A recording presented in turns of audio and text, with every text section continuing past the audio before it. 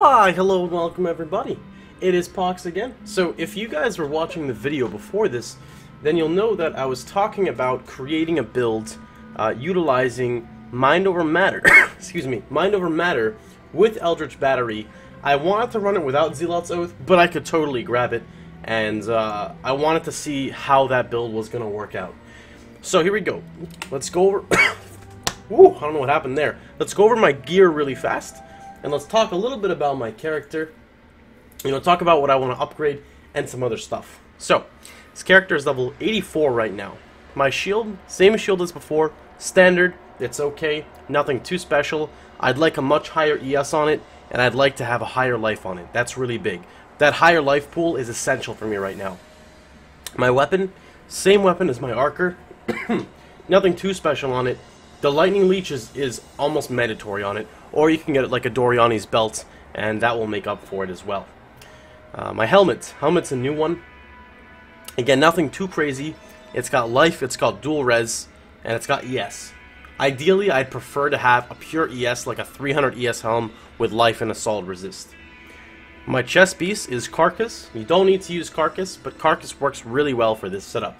If you don't want to use Carcass, you could use like an armor, something with ES. You want something with energy shield. My gloves are Voidbringers. Voidbringers give energy shield gain on kill, critical strike chance for spells, really good crit, and +1 to level of socketed elemental gems. My belt is the same belt I had before, life, ES, with armor, strength. It's a pretty good belt. My boots are Blood Dance, which give me the dex that I need to run my Carcass, along with really good life regeneration per frenzy charge. My rings, this is good resist, but it's 13 life. My other ring is 50 life, which is okay, and it's got good resists. And my amulet is 30 life. So we're looking at 30 life here, with 13 life here, and 36 life here. That's not very good. By getting proper life, sorry, I don't know what's happening. It's because talking too much on one breath. This cough may make me cough, but okay. Essentially by getting proper life rolls on my stuff, I can easily hit like 30, probably 3650, 3700 life. I've also got this additional life cluster to pick up right here that I want to pick up right now. I just need to respec for it. I'm gonna drop Area of Effect with Deep Wisdom, and then Faith and Steel and Armor and ES. And then that will go right on into melding. For damage, because let's be honest, I don't want to spend too much on damage because my character is actually really strong. The most I plan on taking is like Celestial Judgment, and then maybe Punishment, and then Doomcast.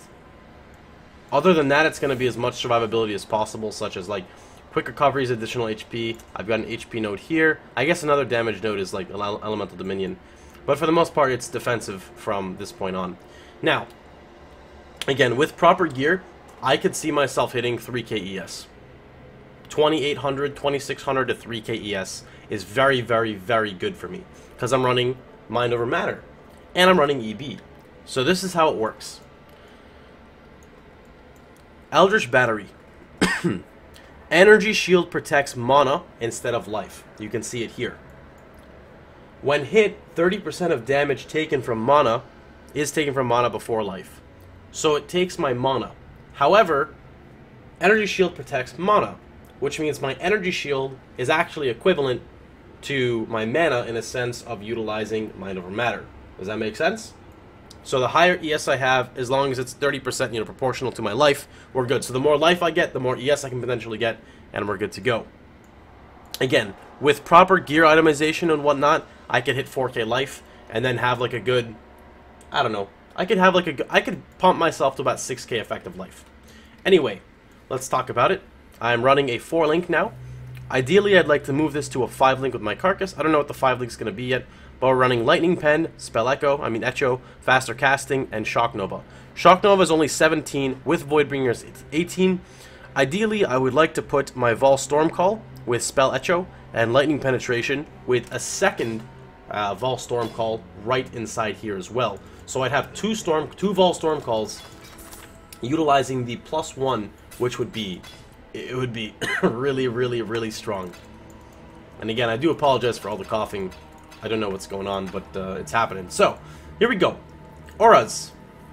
Herald of Thunder. Arctic Armor, which will probably be replaced with Herald of Ice later. For people who don't know, the new Arctic Armor reserves a portion of your mana and makes it so you take less fire and less physical damage when you're standing still. For most spell casts, you stand still. And let's put on Wrath. Damage without anything right now is 12,000. The way Shock Nova works is if you see the inner part and you see the outer part, if they're hitting the ring, they take 150% damage from Shock Nova. If they're inside or outside, they're taking 100%. So it's very important to make sure that the targets are on the outer side. Without further ado, let's go run a map. So I've got a 75 map here, and again, my gear is not, I don't think it's anything too special, and it's a level 17 gem. So I think a 75 map is a proper, accurate demonstration for it. Multi-proj, rare monsters. Okay, here we go. This works. Now, before I do this really fast, I need to change this. I am not liking lockstep. I don't know what exactly it is, but there's something that's causing me to lag really bad with it, and I'm pretty sure it's not my internet. So we're actually going to go with desync mode.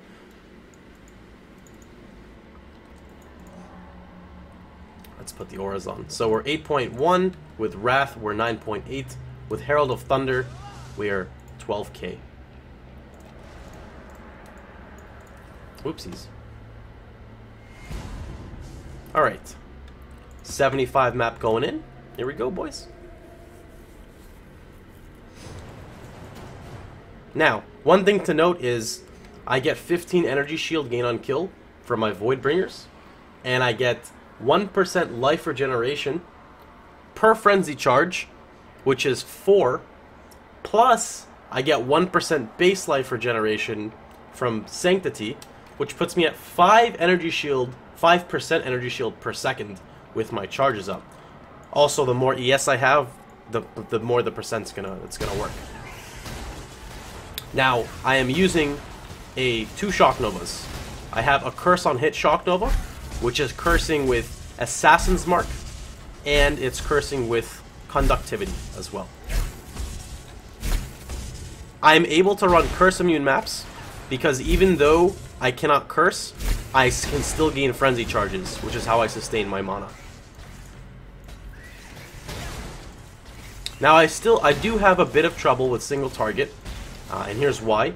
If bosses are really tanky, remember my Frenzy charges will expire, and my Blood Dance is only 21% chance to gain a Frenzy charge. It can go up to 30%, so I do need to get new ones. But I'm not running Enduring Cry, which would give me an insane amount of regeneration. I respect my Archer. I spent about 60 regrets almost changing it up. So that's one. That guy hit really hard. We're not going to talk about him. But anyway, so I still have to respec a couple things, or not respec, I still need to work around a little bit, get proper gear, and I still have some itemization to do as well. 2 canyons already, that's awesome. But yeah, the main one is getting proper energy shield gear, because the more ES I have, the more survivability I have, the more sustain I have.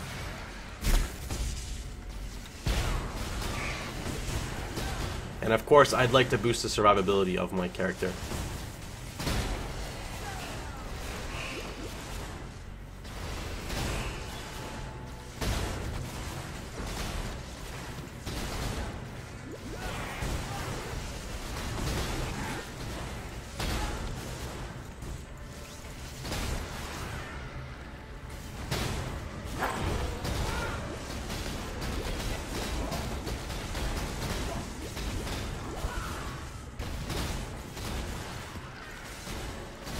So that was Oak.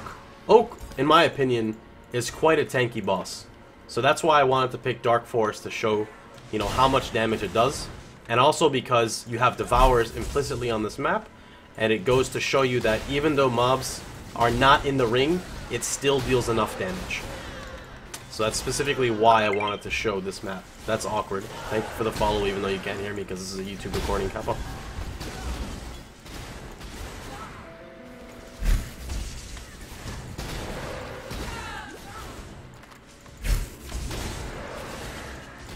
For people who are wondering why I'm not using Divnaris, it's not all about scaling AoE. I think my damage is fine. The more AoE or the more damage you scale, the more scary Reflect becomes. Furthermore, you cannot craft on a Divnaris because it's a unique, and I need the 1% leech on my weapon. It helps a lot with my sustainability.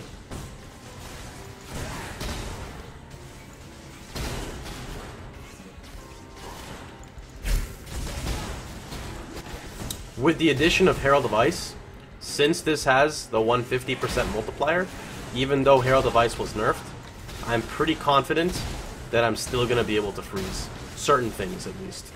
Because you get the shock stack, and you get the multiplier, which is really cool the way it works. That's why it does so much damage. For people who are going to ask why not just use Ice Nova, I mean, feel free to use Ice Nova. I'm just trying to demonstrate the skill in a way that I feel is effective. Of course, not every skill can be the best skill. That's not how PoE works. But certainly, all skills, well, majority of skills can have a place in this game. You know, and like I said, if you want more damage, this does not have conk. I'm not low life. I don't have GG gear. You could do a lot with this still, if you chose to.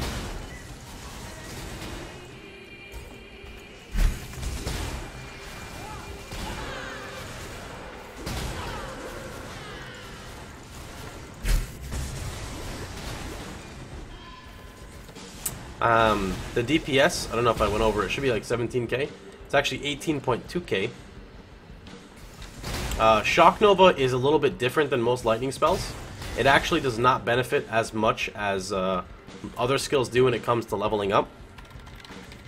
We're good enough there. It doesn't benefit as much, but however, if you look at the damage on it, the low end is much higher than what most spells would be. For lightning. So I'm gonna go ahead and just switch this with like Arc, for example. So let's look at Shock Nova. 684 to 2149. Let's put in Arc really fast. Arc is 213 to 3407. So you can see there, it's a big gap. Now in my opinion, that's good. That's good because when you're clearing mobs, you want to just kill them. You don't want to wait on the RNG. Granted, that doesn't usually happen. But Reflect, on the other hand, you get super top ends, you rip. The less your top end is, if you can equalize your damage, the less of a chance of ripping you are. Now, on single target Reflect, I don't die. I will not die. If I'm in a party and we're fighting like a golem, I can die there. That's why I haven't scaled my damage too much. For me though, you know, I'm a person who's aware of things. I'm not gonna die to it. Secondly, I always use Curse on Hit first. So the delay time between me using my Curse on Hit and my other cast is this. There's a good time difference there. So if I smack it, I'll see my, you know, especially if it crits, I'll see my HP or ES drop, and then I'll look at it to make sure. Plus, the new Reflect is very obvious on what it shows. But again, I'm happy with this character right now. It's much more fun than my Arc character, and it's much more within range, if that makes sense. Like, everything is in range now. I know that I'm trying to figure out how to make it make sense. Like, opposed to my Arc character being like a full build at level 140, this character seems a lot more like I can pick up my stuff. I know what I need to grab. The other option is somehow getting the mana to reserve another aura. I don't think that's going to happen, so Sovereignty is probably not going to be an option. Now, an option for Sovereignty actually, which could make sense, is dropping something and running like dropping maybe Arctic Armor, getting Sovereignty, and running Discipline. That could work. And instead, I would drop the nodes for ES. That's another option. Another option is just running Vol Discipline, so anytime I fight a boss, I have permanent mana for a couple seconds, which is all it takes to kill him. But in the end, as always, I hope you guys enjoyed it. You know, I'm happy. I'm happy I got a character. It's mine.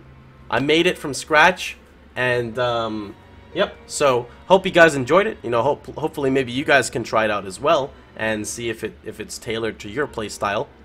But in the end, as always, I hope you guys had a wonderful time. Hope you guys enjoy yourselves. You know, feel free to hit that follow button, and check me out on Twitch. I stream live every day at twitch.tv/Pohx. Have a good one, everyone. Stay sexy.